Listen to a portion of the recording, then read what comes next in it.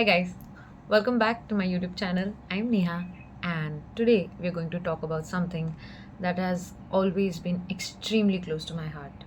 Why? Because this has literally been my biggest pain point, and that is the art of balancing without losing yourself. Listen, I have always been an extremist kind of person. I am either in it to win it or I'm not in it at all. I mean, why even bother?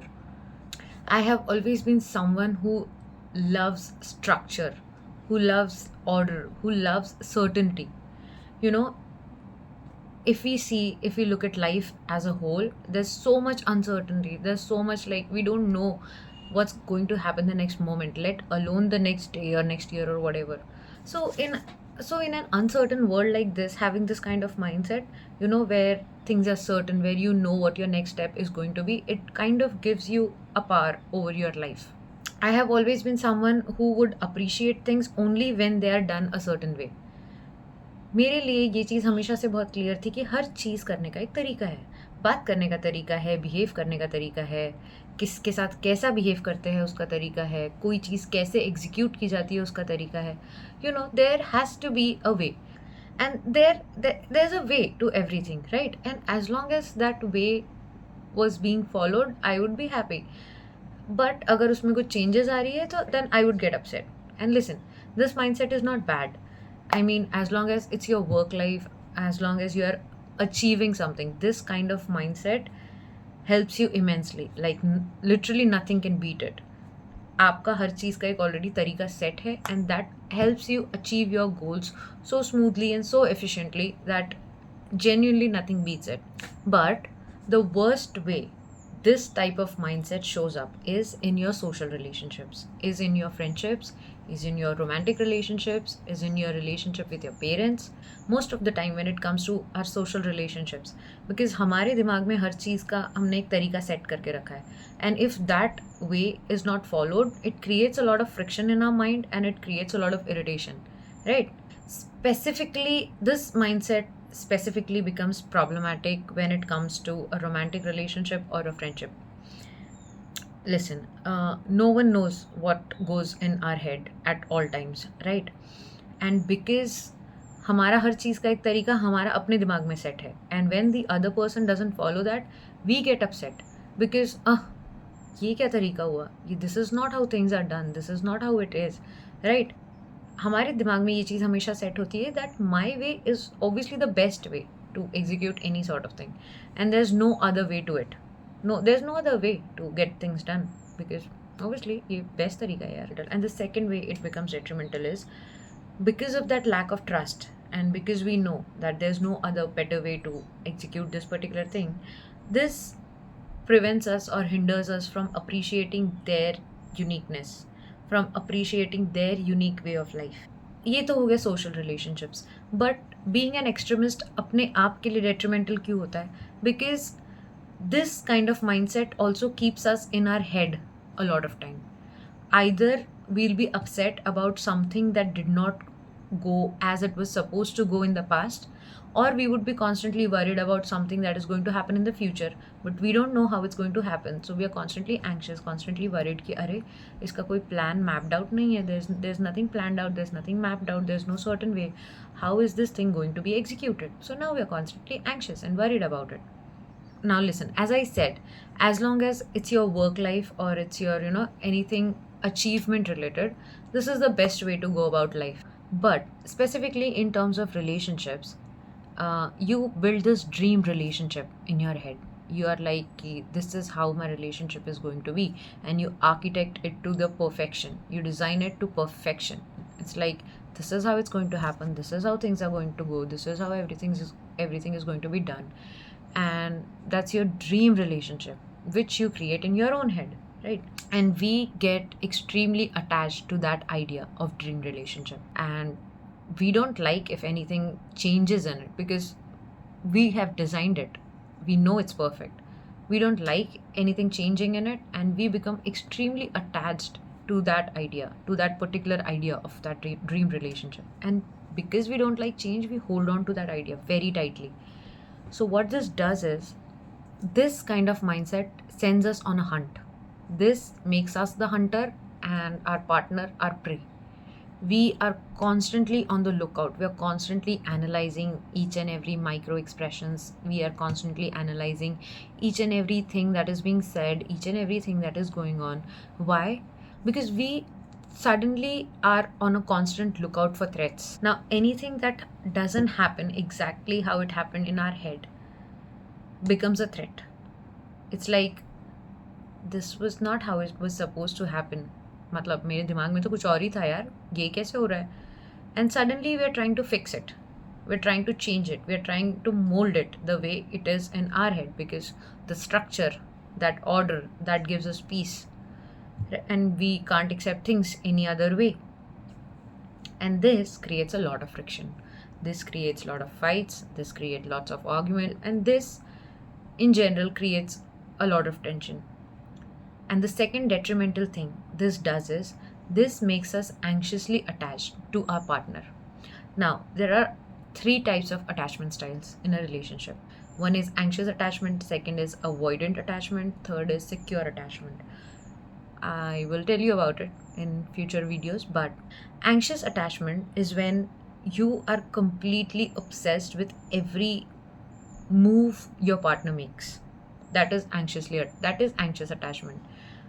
um, if they text you a little later, or if they call you a little later, or if agar suppose your partner texts you a little late or calls you a little late, or there's some kind of gap in your communication, कुछ देरी हो गई बात करने में, and you start like going out of your mind, and you are just not able to believe, you're just not able to soothe yourself, you're not able to control yourself. You are like, I have to talk to this person, I'm going to talk to this person right now, that kind of feeling.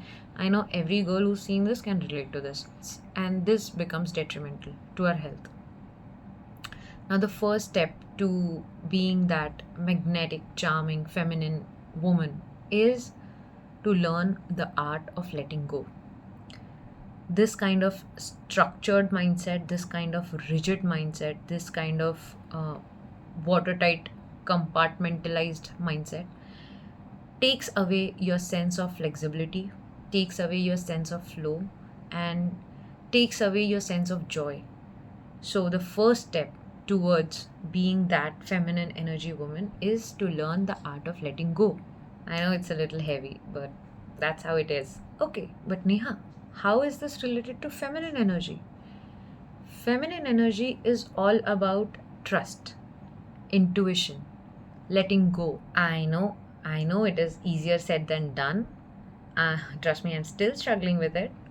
But in order to reclaim our feminine power and to get back into that queen energy that we were born to be in, this is the price we'll have to pay. And slowly and steadily, we'll have to come back from that extreme ends towards the middle to a more neutral position. Letting go frees you. It frees you from the hurt of the past, it frees you from the anxiety of the future, and it simply lets you be. It simply lets you exist in the present moment, in the stillness, in the calmness. Letting go is how we are going to take that first step towards being that magnetic, charming, feminine energy woman. Okay, I get it, but what are the actionable steps? Like, what can I do on day-to-day basis that will actually help me get to where I want, get back to that queen energy that I was born into? Now, I'm sure there are 100 different ways to do it, but this is what I have been doing every day to get back to myself. Okay, first, try to start your day slow whenever it's possible. Like, you don't have to wake up and just go in the moment. That rushing energy, you don't have to rush constantly. You can start your morning slow, build some morning ritual for you, sit with yourself for 5 minutes, whatever it takes for you to just get back in the zone and prepare yourself mentally for the day. Prioritize pleasure over productivity. Not everything has to be productive all the time. Like, make your morning coffee a kind of a ritual rather than a checklist item. Put on some good music when you're working. Those kinds of little things where you're simply romanticizing your life rather than just trying to be productive 24/7. Third, create flow inside of structure. See, I understand we like structure, I understand we like everything organized, but rather than keeping everything in such watertight compartments, we can leave a little room for flexibility. Set up a rough plan for your day, but still allow yourself to move flexibly. Set up a rough plan for the day, but allow yourself to move flexibly. If you feel like switching some task here and there, it's fine. It's fine. Just let it flow. Fourth, rest whenever you can. Trust me, it's important. I never knew what I was missing out on life until I learned this. We have not seen women rest without feeling guilty. We have seen our mothers, our grandmothers, every woman around us who's we have always seen them rushing to get something done, attending to one person or the other. That's what we have always seen and that's what we have normalized. But that is not normal. Rest whenever you can and don't feel guilty about it. You need rest is important.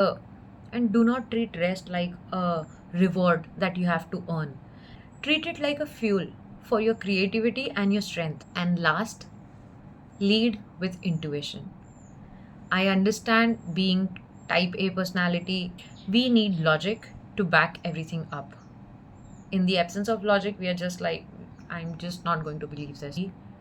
But being in your feminine energy also means leading with intuition. As I said, a woman's intuition is the most powerful thing in the universe. So sometimes it's okay to let go of logic and simply lead with your intuition. Trust your gut, trust your heart. It will not lead you on the wrong path. Listen, balancing multiple roles in today's world as a woman is not a small thing. And you are doing so much better than you think. You're allowed to be strong and soft. You're allowed to slow down even when the world is rushing. You're allowed to live a life that feels good on your soul and not just good on paper. So, this was all for today. If this conversation touched you, feel free to reach out. And if you want to dive deeper into masculine energies and feminine energies, and if this topic makes you curious, you're in the right place. Every one of us in the process of learning how to be a better version of ourselves, and we don't have to do it all alone. We can do it together. So thank you for watching. I love you. I see you, and I'll see you in the next video.